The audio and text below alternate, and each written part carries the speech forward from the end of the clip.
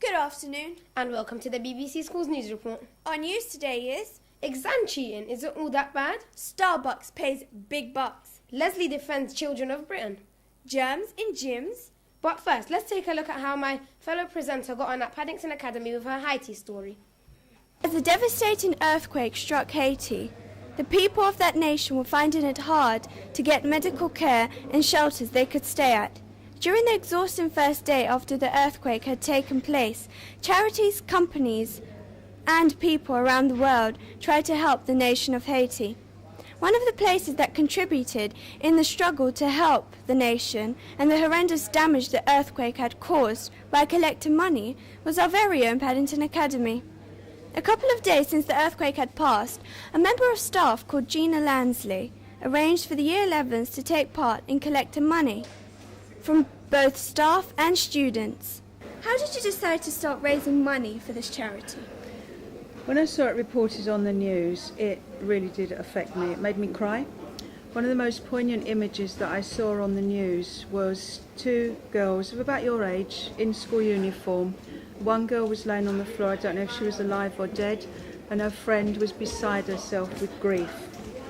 That touched me a lot, and I thought we need to do something at school to try and help these people.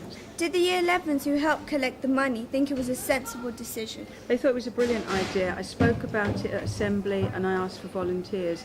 I was actually overwhelmed by the number of young people volunteering to come and collect, so yes.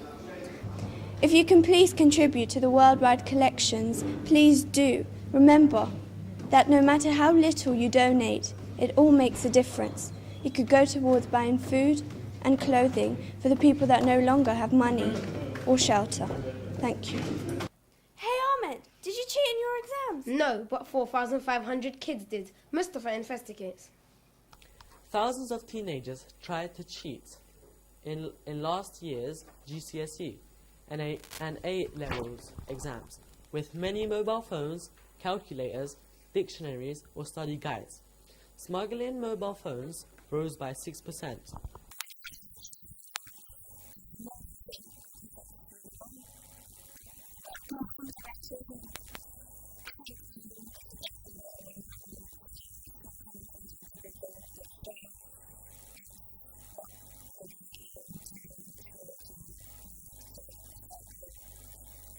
Some good news for Prince's Trust is Starbucks is giving £1 million to young people. Over to Noor. Starbucks Chief Executive Howard Schultz gave youngsters an inspirational talk when he visited Prince's Trust Project Clickbait Theatre in London in Lycett Grove on Monday evening. Prince's Trust staff, including Chief Executive Martina Milburn, who attended with a group of young people who have turned their new lives around with the help from the Trust.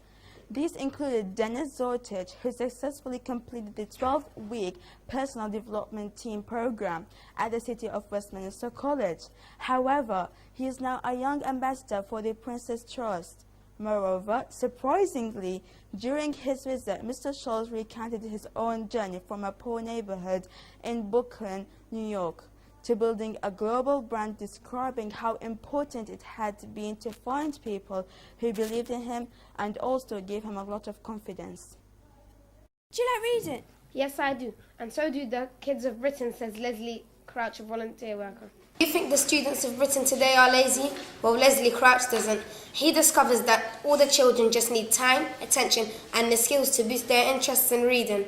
We interviewed our school librarian and two students, Tuwa and Jack, to ask them on their views of reading and if they agreed with Leslie. I don't read as much as I could or as much as I should because I'm more interested in doing outdoor activities such as free running, gymnastics and sports. Tua, do you ever read at home? Yes, I do. I read fantasy books before I go to bed. Do you think students are lazy? I think the majority of students are lazy, but it could vary. Like sometimes they're not, sometimes they are. As a school librarian, do you think that the children of Britain are lazy or not? I think the children of Britain are not lazy. They read a lot, they do a lot of things. They probably do a lot more than I did when I was their age. Do you get lots of people coming to your library every day? Yes, it changes, and they're not always coming in to read. Sometimes they come in to study, and sometimes they come in to really chill out. What got you into reading? Probably my mother telling me stories when I was very young. That's nice to hear. Thanks, Mr. Chaplin. I know I'm fortunate enough to use a clean gym, but apparently some people aren't. So are gyms bad for you? A workout in the gym could really be bad for you. According to the study of workplaces, the employees should at least clean the gym once in a while. Smelly change rooms and sweaty workout areas are to blame. Liverpool was listed as the dirtiest gym in England to work in the survey. We asked our PE teacher what she thinks about it. Do you think it's hygienic to go in a gym? Very much so. Most gyms have regulations that they have to follow in terms of cleanliness and the expectations of the customers. So most of them are air conditioned. You have to use towels on equipment where sweat might go through, so that your towel, like you're not allowed into a gym without a towel. That's a regulation back home in Australia, and I'm pretty sure it's the same over here.